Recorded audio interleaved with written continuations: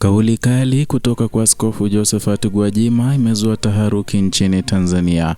Ujambo na karibu na kumbuka kusubscribe.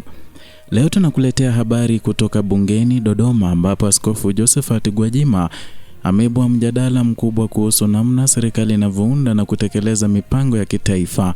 Kauli yake imetikisa bunge na kusababisha mijadala mipya kuhusu ushirikishwaji wa wizara zote katika kupanga mustakabali wa nchi.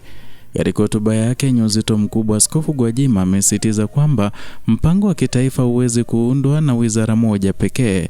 Amelielekeza bunge na serikali kuona umuhimu wa ushirikiano mpana unaojumuisha wizara zote ili kuhakikisha kunakuwa na malengo yanayokubaliana na kuondoa migongano ya sera. Anasema mpango wa taifa unapaswa kuakisi mchango wa kila sekta ili kuhakikisha maendeleo yanayopatikana yanakuwa na uwiano na yanayohusu wananchi wote. Aidha, Gwajima amezungumzia hitaji la kuwepo kwa vyombo maalum vya kusimamia utekelezaji wa mipango hiyo, na ni lengo la kuhakikisha mwelekeo wa kisiasa haubadilishi dira iliyowekwa bali unaimarisha. Hoja yake inagusia tatizo la mara kwa mara ambapo mipango ya maendeleo hukwama kutokana na mabadiliko ya kisiasa au vipaumbele vinavyobadilishwa na serikali zinazokuja madarakani. Hii ni tahadhari ya kuweka mifumo thabiti ya uwajibikaji ili kuhakikisha kila mpango unaanza na kufika mwisho bila kuvurugwa.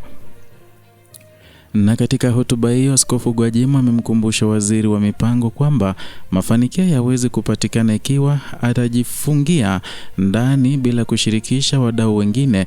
Ameweka wazi kuwa mafanikio ya taifa yanatokana na mshikamano wa pamoja kati ya wizara, jamii na sekta binafsi.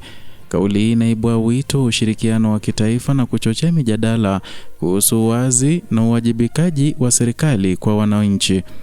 Klipu ya hotuba ya Gwajima ilipostiwa Septemba tarehe 16 mwaka 2025 kupitia ukurasa wake wa Instagram na imeanza kusambaa kwa kasi mitandaoni. Wengi wanaoitazama wameonekana kuunga mkono hoja hiyo, wakitaka hatua za haraka zichukuliwe kuhakikisha mipango mikubwa ya maendeleo inakuwa na matokeo ya kweli kwa wananchi.